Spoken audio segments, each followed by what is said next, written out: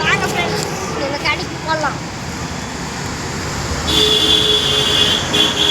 பார்த்தீங்கன்னா இதில் வேர்ச்சக்கான் இருக்கு, காசு கொடுக்குறாங்க.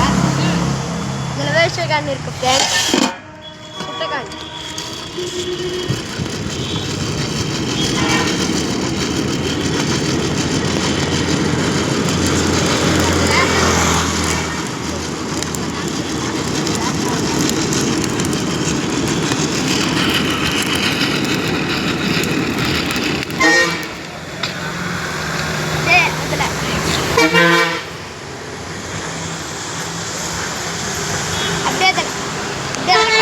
சாப்பிடலாம் ஃப்ரெண்ட்ஸ், எப்படி இருக்குன்னு.